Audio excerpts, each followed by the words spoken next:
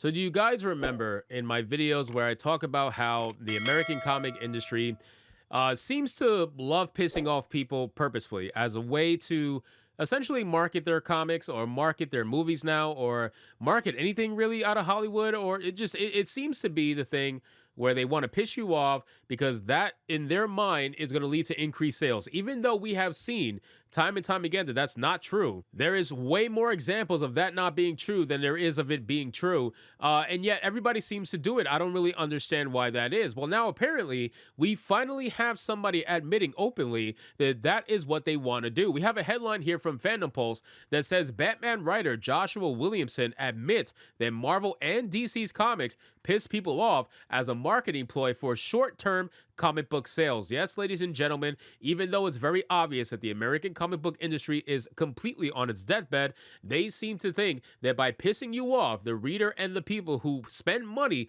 on this stuff, by pissing you off, that you're somehow going to want to keep spending your hard-earned money. So let's get into this article, guys, from Fandom Pulse. But of course, before we do, if you are new here, just consider hitting that subscribe button. I would greatly appreciate it, and like the video to push us out into the YouTube algorithm. And if you can, I have a brand new manga channel. The links are in the description box below my link tree. I would love to see you there. If you can go subscribe, I would greatly appreciate it. It says Marvel and DC Comics have abused comic book readers for the longest time. The comic book industry keeps lowering the bar of the products and destroying beloved characters like Spider-Man, Batman, X-Men, and more with ideas that would never have been approved of for what-if stories by editors in the 1980s, let alone be part of the main continuity. In a recent interview with Popverse, Batman and Robin writer Joshua Williamson admits that the comic book industry upsets fans intentionally as a cynical marketing ploy. I mean, why would you even think this is a good idea? I gotta talk seriously for a second. Forget the jokes. Like, why would you sit down, make a product, right? I can't imagine sitting down, making a product, trying to put it out there, putting myself out there by selling it, right?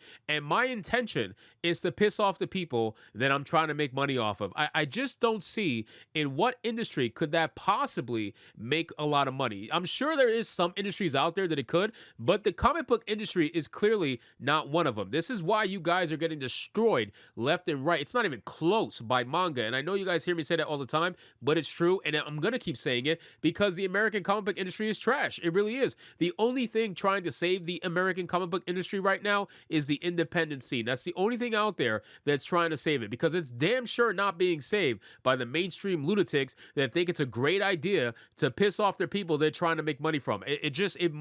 My mind is blown from it. It makes no sense. It says the comic industry is dying. Nearly every week there's news stories about a beloved comic shop closing down. Most recently, Comic Town in Ohio becoming a casualty of the industry's antics over the last several years. It became a comic industry secret as to why. If you ask any comic shop owner behind closed doors, they'll tell you no one wants to read the diversity hire replacement characters of beloved classic books, but Marvel and DC Comics writers keep pushing them on comic book readers. Full panic erupted among comic industry pros and insiders when Glenn O'Leary's rant about the self-insert characters from hack writers at Marvel and DC Comics went viral. He laid out the frustrations of comic book readers everywhere when telling the industry, if you're writing Iron Man, write Iron Man, not a representation of you in an Iron Man suit. Oh man, that statement, I remember when he first said that statement is just amazing. It really is, because that is literally what you get all the time. You never get Iron Man. You never get X-Men anymore. You just get the writer hidden in the comic book and pretending to be the character. That's all you get. You get self-inserts left and right, and it is nauseating. It says it seems to be something that would be easy for professional writers to accomplish, simply honoring the legacy of Marvel and DC Comics before. Yet for some reason, they keep doing the same thing repeatedly, which kills comic book sales. Well, listen, we say that they're insane all the time, right? We literally say that these writers are all insane. And the definition of insanity is doing the same thing and expecting different results. And that's what they're literally doing. They do the same exact thing every single time, play the same exact story, the same exact victim card every single time, and expect different results. It says retailers in a meeting back in the days of Dan DiDio's tenure even lashed out because they would replace Batman with a black counterpart, which thankfully stopped DC Comics from replacing Bruce Wayne, at least for now. Fans can't help but wonder why Marvel and DC Comics keep doing this. There have been countless discussions where comic book readers have begged writers to create their own characters and stop trying to replace old ones, yet the comic book industry does the same thing. Joshua Williamson answered why in a masked-off moment. It says when people are happy, they spend less, Joshua Williamson said about the comic book he writes. It sucks, but it's a pattern that I've seen in my time at DC. What? Bro, that makes no sense. Where are you even coming from with that?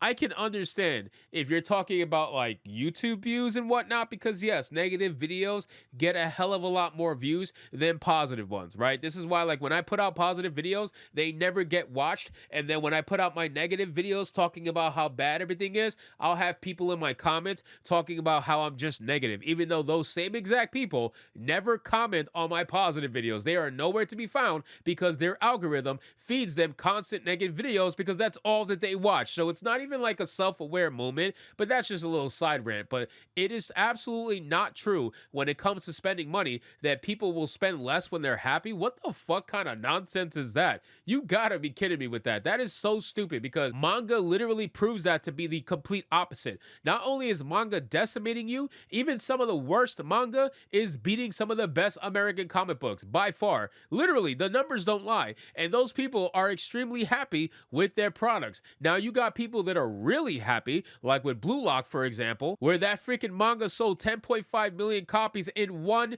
singular year, ladies and gentlemen, one singular year. And that's a bunch of people who are very happy with the product, wanting to spend more money to collect the series. So how could you say that when people are happy, they spend less? That is retarded. That is unbelievably stupid. It says Joshua Williamson accidentally implied that we've all been speculating for years. Marvel and DC Comics make these changes to characters to upset fans and get talks of changes happening in hopes of a slight short-term sales boost. Unfortunately, while someone like Joshua Williamson knows it might get him a little publicity to make Batman and Robin gay, which he hasn't done yet, but who knows, every time it turns off a long-term reader who eventually will quit the hobby because they're sick of DC Comics ruining franchises with degeneracy. You know, it's not just about that, oh, I want to piss people off, Joshua Williamson continued. He then talked about putting characters on roller coasters in vague statements about his writing style. It may not just be about upsetting fans, but it's a large portion of what they attempt to do, something a far cry from what Stan Lee and company used to do when making their stories. Joshua Williamson admits it's all a cynical marketing ploy